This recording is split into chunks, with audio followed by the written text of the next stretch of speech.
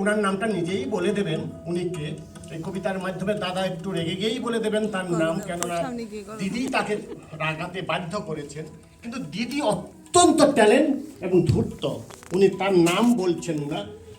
অনেকের মাঝে তার নামটা কবিতার মাঝে হারিয়ে গিয়েছে, এদের মাঝে আপনাদেরকে খুঁজে নিতে হবে সেই নামটা কি। তবে ঠিক আছে, আমি শুরু করছি দাদা ও দিদির কথোপকথন। কবিতার নাম হচ্ছে মাছ বন্টন।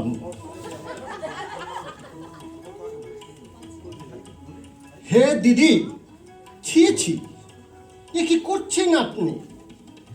মাছ ধরলেন দেবাশিস দা, আনলাম আমি।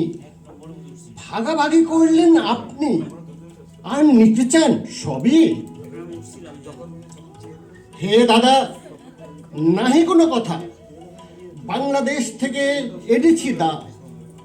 এ দা চড়েছে প্লেনে, তাও আবার আমারই সাথে। এক ভাগ দিয়েছে শুধু শুভ্রা বান্ধবী বলে। বলুন, এ কি অন্যায়? দিয়েছি তো এক ভাগ, অন্য হলে নিত শতভাগ।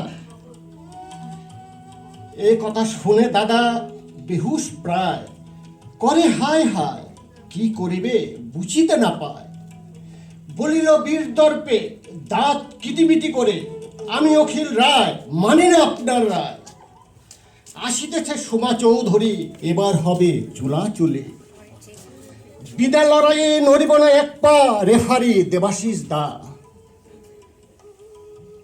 দেবাশিস কহে, হে ভগবান, কি অপমান, কেন মাছ ধরিতে গেলাম।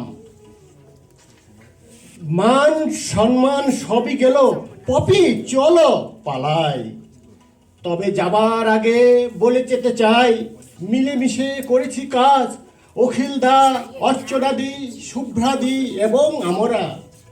সমভাগে ভাগ করি পুরোটা, সমাধান নিশ্চয়ই এখানে। মেনে নেবে সবাই এটা ব্যাটেল ফিল্ডের সন্ধিক্ষণে। মাননীয়া দিদিরা আমার বিদায়, হবে দেখা আবার আগামী গ্রীষ্মে।